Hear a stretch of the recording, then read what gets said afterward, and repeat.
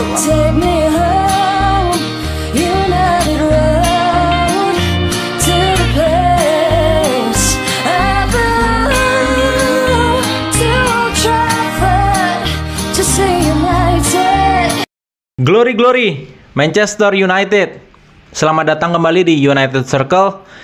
Ya, kemarin 8 September merupakan hari jadi bagi Bruno Fernandes yang ke-29.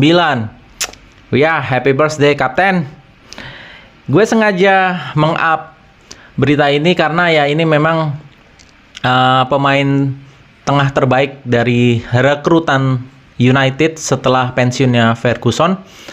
Kenapa gue bilang ini pemain tengah terbaik? Ya kita bisa lihat sejak pensiunnya Sir Alex, pemain tengah United siapa sih yang bisa dibilang tampil selalu konsisten, mencetak gol, mencetak assist, bahkan selalu masuk nominasi pemain terbaik. Mulai dari Marwan Fellaini, Juan Mata, Bastian Schweinsteiger, Schneiderlin, kemudian Jesse Lingard. Jesse Lingard itu memang dari Akademi United ya. Kemudian siapa lagi pemain yang dibeli United setelah Sir Alex pensiun? Ander Herrera, ya kan? Ya, Herrera oke sih menurut gua. Dia nggak terlalu jelek-jelek banget, ya di atas standar lah.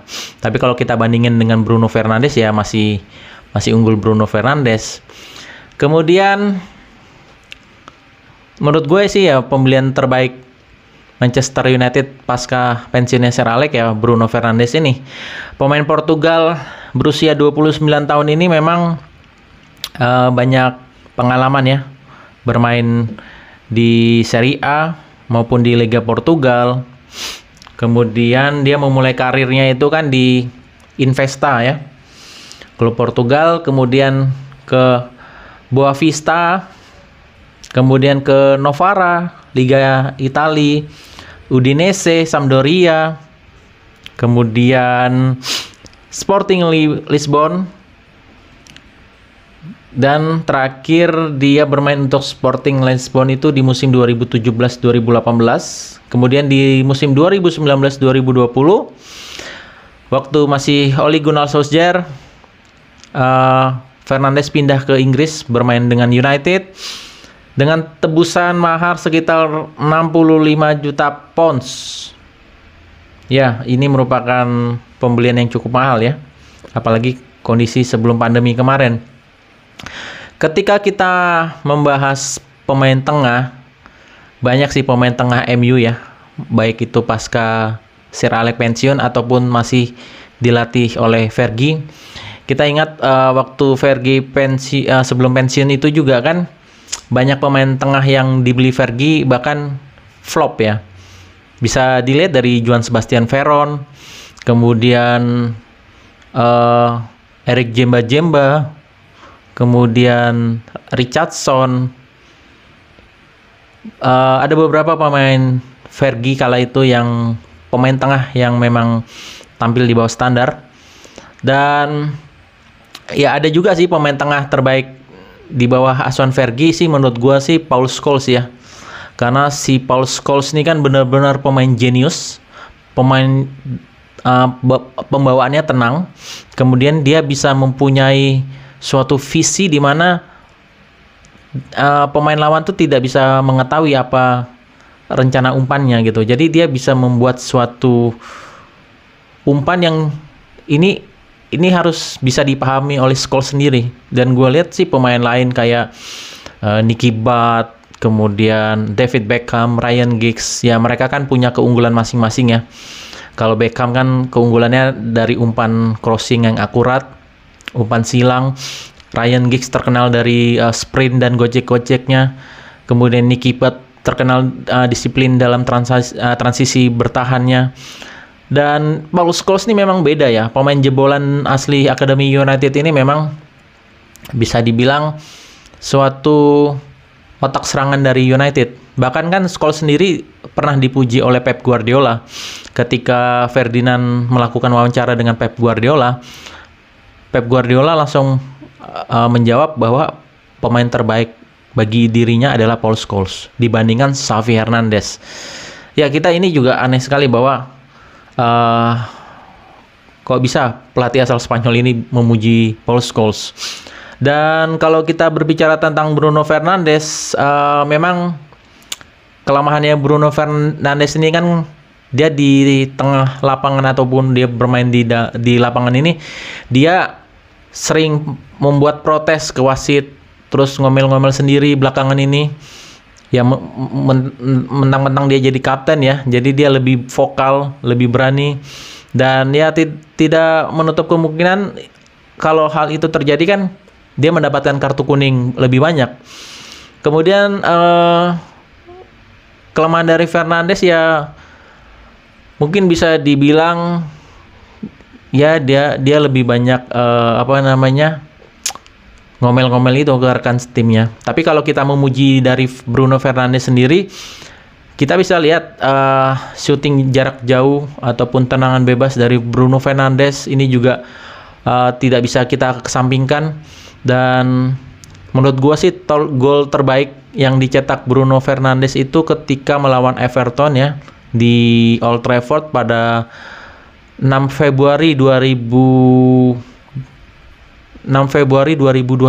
kalau nggak salah. Gua masih ingat ketika Bruno Fernandes berada di sayap kanan, masuk ke area kotak penalti, bermasuk untuk umpan ke Cavani, tapi Cavani lagi di marking sama pemain Everton ya, dia melepaskan umpan lambung yang sulit dijangkau oleh kiper Everton. Ya bisa dibilang sih itu antara dia ngesut atau umpan ya, tapi gue bilang itu bukan chip, tapi itu merupakan suatu tekniknya sendiri dari Bruno Fernandes.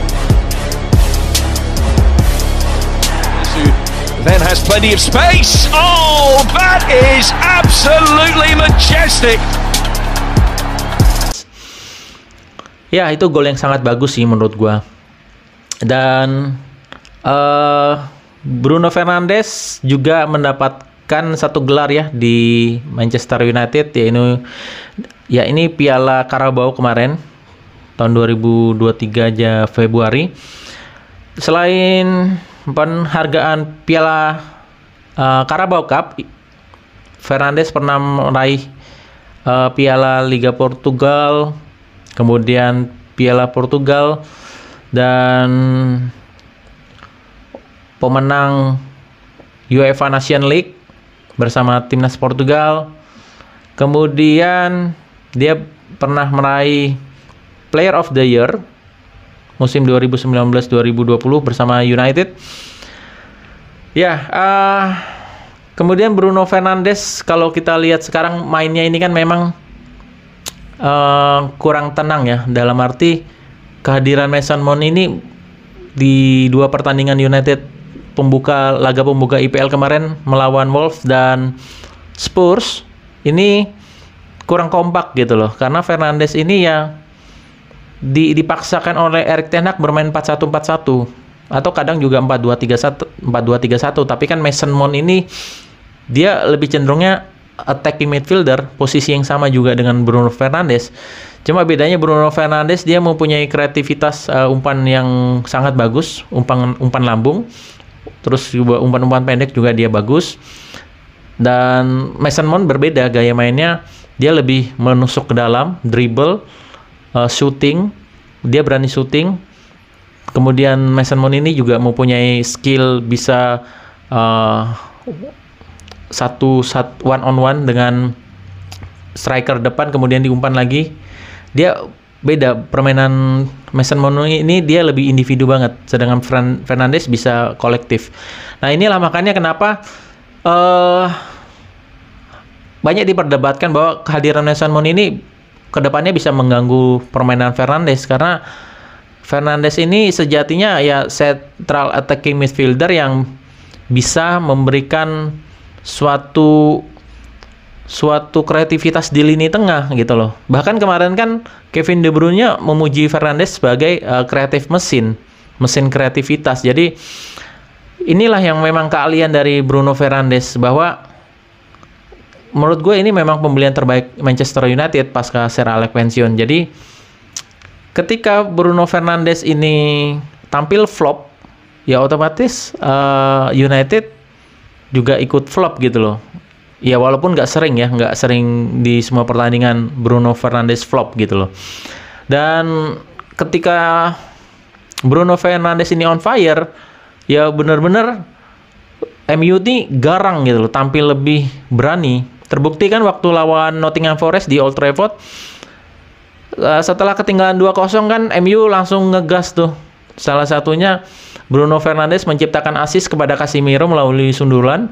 Sebelumnya mereka Bruno Fernandes dan Rashford bekerja sama 1-2 dan menghasilkan assist untuk Casemiro dan Casemiro langsung mencetak gol. Kemudian Bruno Fernandes juga membuat penalti. Ya walaupun itu titik penalti kan, tetapi juga itu tetap gol ya.